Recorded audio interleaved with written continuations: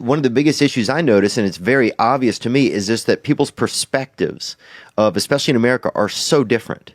It's like, of course, here in Los Angeles, like, you know, or in Beverly Hills, or you would never like want to have a gun, you know?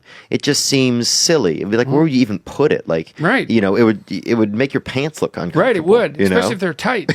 Yeah. Which is most of the pants here. Exactly.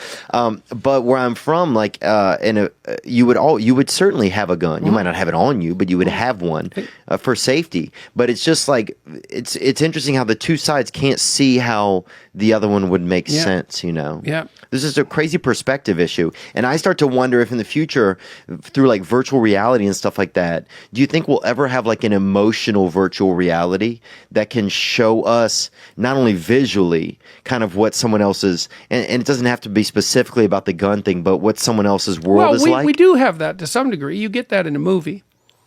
You know, when you go and you see a character who's really different than you, or a work of fiction, that's actually why we use those technologies, is so that we can put ourselves in other people's places. And it does work. You know, it is an effective technology, and it's hard to say to what degree virtual reality might augment that. Right. But we're very curious about such things, and you can be sure that if we could have a more real experience using virtual reality than we can with a movie, we'll definitely do it. Yeah. We're majorly into simulations of alternate realities. And it's partly because, well, look, you grew up in Louisiana and now you're here. So you've hit these different worlds, and that's expanded your perspective. It's made you more than you were. Yes. Well, immersing yourself in fiction is one way of having that happen, right? But the more you can do that, the better. And I think your comments on these cultural differences are absolutely right. I mean, the United States is an unbelievably diverse place. I mean, you guys have 300 million people here. That's a lot of people. And there are a lot of different cultural contexts, and there are different rules that go along with all of them. And the gun thing is really one of them. I mean, I come from this little town in northern Alberta. Most people there have a gun, or 10 or 100. Like, they have lots of guns, and they hunt. You know, I grew up on wild meat. My dad hunts. He still hunts. He's 82. You know, he's slowing down a little bit, obviously, because he's getting old. But he's using a gun now instead of a knife. Yeah, he's out there. But he doesn't just jump on the animal.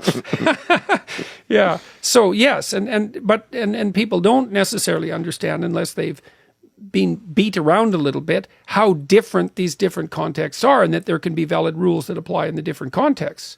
You know, and it's best to live and let live, as far as I'm concerned. And I also don't think that only the state should be allowed to be dangerous, which is partly why I don't really like the restrictions. I mean, some reasonable restrictions on weapon ownership are obviously necessary. You don't get to have a Sherman tank unless you're a private collector. You know, probably you shouldn't have an atom bomb, something like that. Yeah. And so there's some cutoff to how heavily you should be armed. Agreed. But zero amount of dangerousness is the wrong amount of dangerousness for the autonomous citizen. Yeah. I think people should be encouraged, in some sense, to be as dangerous as they can be and still be civilized. That's a great motif. Well, I think for women and men. Yeah. For both. It's like, yeah, man, you should be dangerous. It's like, no, you should be nice. It's like, nice.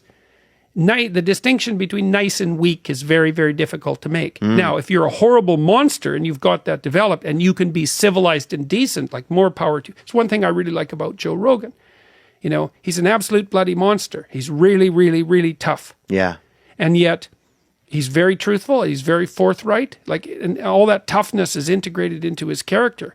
And it makes him a formidable interviewer, because you can tell, like, he won't budge. No. Not a bit. He's also extraordinarily funny, so it's cool to see him. I think he really is a remarkable person, and I've watched lots of people. He is. He's like 4 standard deviations above the mean in tough. He's 4 standard deviations above the mean in smart, and he's 4 standard deviations above the mean in funny. Yeah. That's a hell of a guy, man.